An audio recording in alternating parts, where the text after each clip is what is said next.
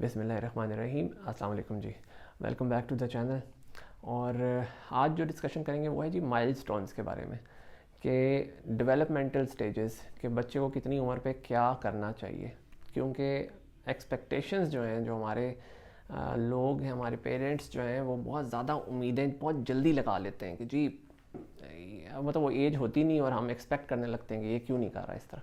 तो सबसे पहले हम आ जाते हैं नियोनेटल रिफ्लेक्सेस के ऊपर, कि जब बच्चा पैदा होता है तो अगर आप उसकी गाल पे हाथ फेरें तो वो ऐसे अपना मुंह एक तरफ फेरता है। इसको रूटिंग रिफ्लेक्स कहते हैं।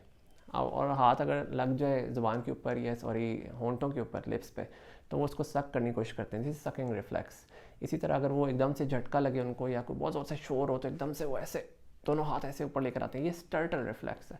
ये तीनों चीज़ें 3 महीने तक अल्लाह ताला ने इनके बिल्कुल ऐसे कंप्यूटर की तरह सिखा के भेजा है इनको। ठीक हो गया जी। जब हम सबसे पहले एक बड़ी चीज़ पे आते हैं जो है गर्दन संभालना, नेक होल्डिंग। तो बहुत सारे पेरेंट्स जो हैं वो तीसरे महीने पे ही टेंशन लेना शुरू कर देते हैं कि भाई बच्चा 3 महीने का हो गया है, गर्दन नहीं संभाल रहा। देखें, 3 महीने पे गर्दन नहीं संभालनी, 4 महीने का बेबी हो जाए, 5वें महीने में लग जाए तो उसको गर्दन संभाल लेनी चाहिए। ठीक हो गया। उसके बाद आते हैं हम बैठने के ऊपर। कुछ पेरेंट्स बहुत जल्दी 6 महीने 7वें महीने पे कहते हैं जी बैठ क्यों नहीं रहा बच्चा, बैठता नहीं है। देखें, बैठने के ऊपर भी मैं तो कहता हूँ अपने पेशेंट्स को कि 9 महीने 10 महीने का बेबी को होने दें, फिर उसको बैठना है अनसपोर्टेड, बगैर सपोर्ट के वो बैठ जाएगा। उससे पहले ये सोचना ही नहीं चाहिए कि ये बैठ क्यों नहीं रहा है। इसी तरह दांत निकालने पर आ जाएं, 8 महीने 10 महीने तक अगर पहला दांत निकल आता है 10वें महीने तक तो भी इट्स फाइन, परफेक्टली फ़ाइन। कोई उसमें हमें जल्दी नहीं है, ना हमने किसी से कोई रेस लगाई हुई है दांत निकालने के ऊपर। ठीक हो गया। फिर हम चलने पर आ जाएं। बच्चा अभी मुश्किल से 12-13 महीने का होता है और टेंशन शुरू हो जाती है, भी चल नहीं रहा। देखें, 13 महीने का बच्चा अगर नहीं चल रहा है ये कोई टेंशन वाली बात नहीं है। बुक्स में तो लिखा है 18 महीने, 18 महीने का बेबी हो जाए तो इस दौरान उसको चल जाना चाहिए। 18 महीने तक का टाइम है हमारे पास विदाउट एनी टेंशन। 18 महीने का बच्चा हो गया और नहीं चलता है तो ठीक है, ज़रूर एग्जामिनेशन कराएं भी चलता क्यों नहीं है। उसमें कैल्शियम, विटामिन डी देखा जा सकता है, हड्डियों को देखा जा सकता है, बेबी को देखा जा सकता है पूरी तरह से एग्जामिनेशन के लिए। 18 महीने चलने के लिए हो गया। फिर बातें करने पर आ जाएं।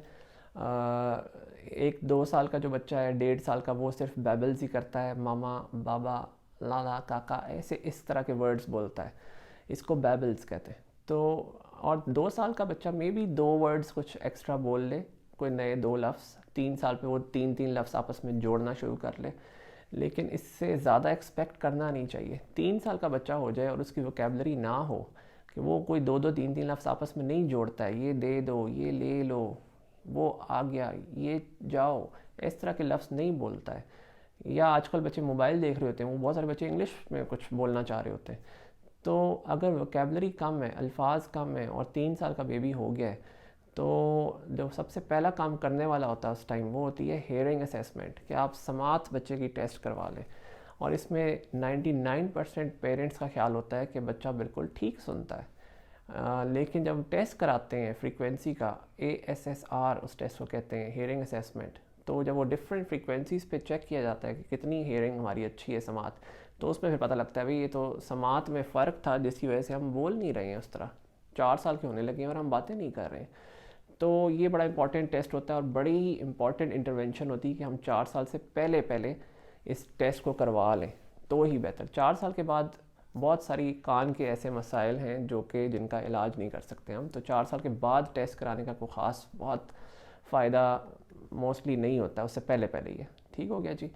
और ये माइलस्टोन्स इनको कहते हैं। डेवलपमेंटली डिलेड बच्चों पर भी हम किसी ना किसी वीडियो पे इंशाल्लाह आएंगे, जिसमें सेरेब्रल पाल्सी है, बर्थ एस्फिक्सिया की वजह से ऐसा हो सकता है कि बच्चे जो हैं वो चल फिर नहीं रहे, 2-2 3-3 साल के हो गए हैं, तो उस पे भी एक अलग सेपरेट वीडियो करेंगे कि वो क्या वजूहत हो सकती हैं और उसमें क्या क्या ऑप्शंस हमारे पास ट्रीटमेंट के अंदर, मैनेजमेंट के अंदर। ठीक हो गया जी। अपना बहुत सारा ख्याल रखें। अस्सलाम वालेकुम।